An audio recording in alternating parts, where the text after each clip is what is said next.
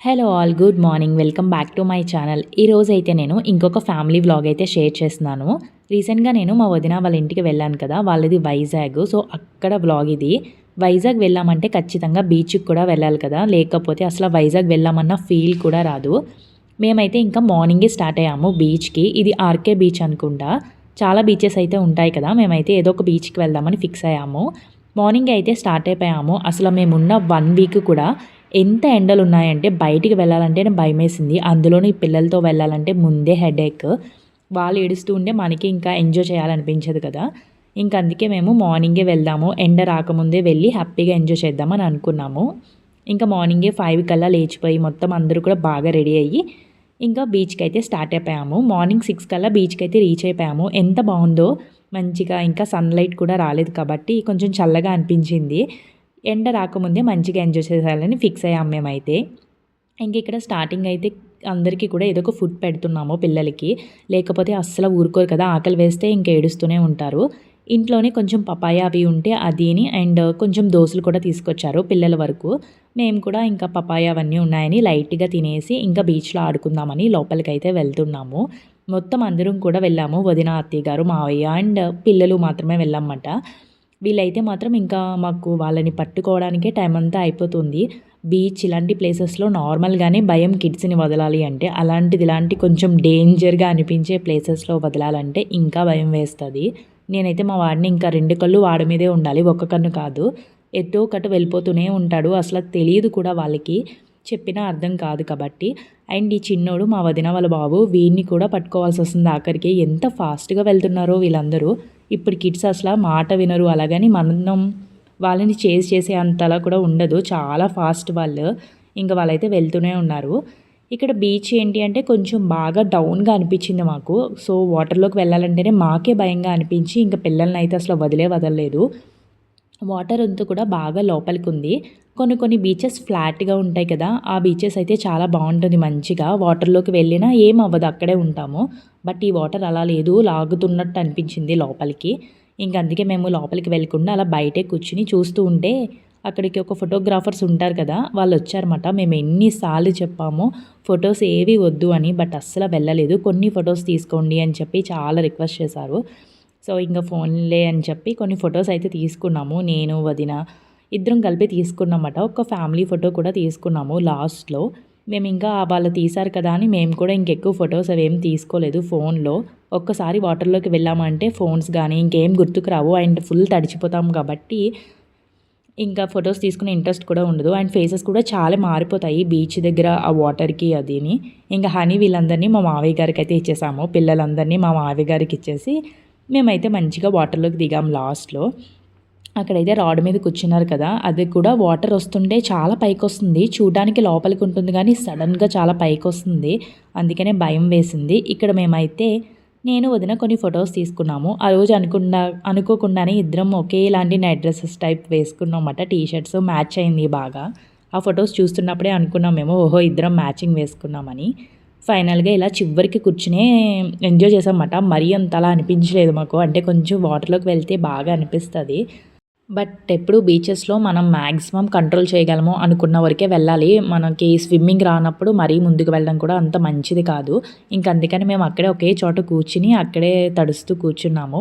ఇంకా అక్కడే రూమ్స్ కూడా ఉంటే మేము డ్రెస్సెస్ అవన్నీ చేంజ్ చేసుకుని కొంచెం ఫ్రెష్ అప్ అయిపోయాము. ఇంకా ఏమైనా ప్లేసెస్ తిరుగుదాం అనుకున్నాము. ఫుల్ డే అంతా బయటే ఉండాలని ప్లాన్. కానీ చూసారా, మార్నింగ్ 8 o'clock ఎంత ఎండగా అనిపించిందో. మేము ఫ్రెష్ అయ్యి వచ్చాక ఇంకా ఫుల్ హీట్ అనిపించింది మాకు. బట్ అంత దూరం వచ్చాము కదా అని కొంచెం బయటికైతే వెళ్దాం అనుకున్నాము.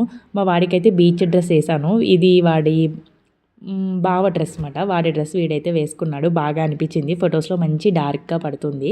ఇంక పిల్లల సంతనంతా వేసుకొని వెనక్కి వెళ్తుంటాం. అమ్మో గోల అస్సలు సౌండ్, వేరే సౌండ్ ఏమీ వినిపించట్లేదు. మైండ్స్ కూడా ఇంకా వేరేవేవి ఆలోచించే ఛాన్స్ కూడా ఇవ్వరు. వాళ్ళు అరుస్తూ మాట్లాడుతూ గోల పెడతారు. అందులోనూ ముగ్గురు కదా, ముగ్గురు కూడా ఫుల్ హైపర్ యాక్టివ్, అస్సలు తట్టుకోలేము మనం. ఇంకా నెక్స్ట్ మేమైతే కైలాసగిరి వెళ్దాం అనుకున్నాము. అక్కడే కూడా బ్రేక్ఫాస్ట్ కూడా కొంచెం తీసుకుని మళ్ళీ తిన్నాము. బీచ్లో ఆడితే ఎలాగో తెలియకుండానే చాలా ఎనర్జీ అయిపోతుంది కదా. ఇంకా కొంచెం బ్రేక్ఫాస్ట్ కూడా చేసేసి ఇక్కడ ఒక పార్క్ ఉంది కైలాసగిరి పైన మాట, ఇది కొండ పైన. ఇంకా అక్కడికైతే వెళ్ళి బ్రేక్ఫాస్ట్ అవన్నీ అక్కడికి తీసుకెళ్ళిపోయాం మేము. నేను వైజాగ్ అయితే చాలా చిన్నప్పుడు వెళ్ళాను. ఒకసారి ఫ్యామిలీ ట్రిప్స్ ఇలా వెళ్తున్నప్పుడు జస్ట్ అలా వైజాగ్ బీచ్, కనక మహాలక్ష్మి టెంపుల్ ఉంటుంది కదా! ఇలాంటివన్నీ కూడా చూసాను చాలా చిన్నప్పుడు. బట్ అంత గుర్తులేదు నాకు. లైట్‌గా ప్లేసెస్ గుర్తున్నాయి కానీ మరి అంత క్లియర్‌గా గుర్తులేవు. ఇన్ని ఇయర్స్ తర్వాత మళ్ళీ ఇదే వెళ్ళడం నేను. లాస్ట్ టైమ్ వదిన వాళ్ళ ఇంటి గృహప్రవేశానికి వెళ్ళినప్పుడు కూడా బాగా తిరగాలని ఫుల్ ఫిక్స్ అయ్యాం గానీ, అసలు ఫంక్షన్స్ ఉన్నప్పుడు మనం ఎన్ని ప్లాన్స్ వేసుకున్నా అన్నిట్లికి రివర్సే అవుతుంది.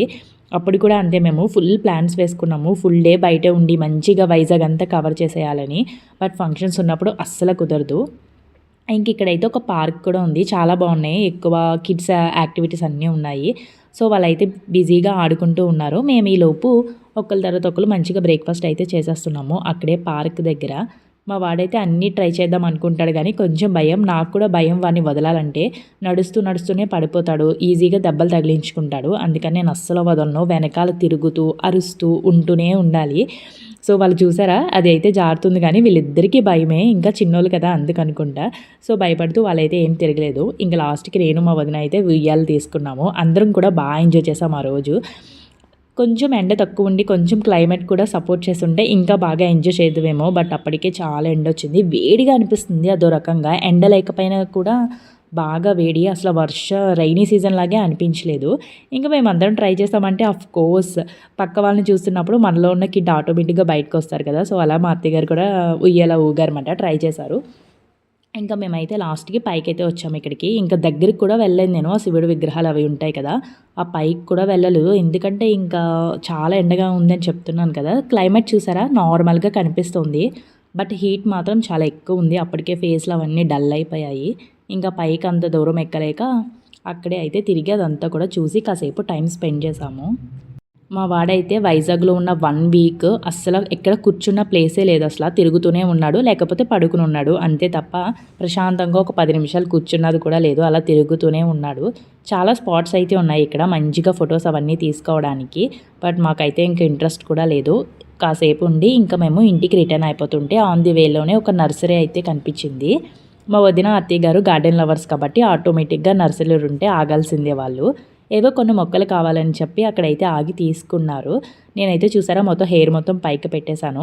మా వాడైతే కార్‌లో పడుకున్నాడు కానీ లెగిసిపోయి మళ్ళీ వచ్చేసాడు. కార్ ఆగిన వెంటనే ఏసీ ఆఫ్ అయిన వెంటనే లెగిసిపోతున్నారు వీళ్ళు.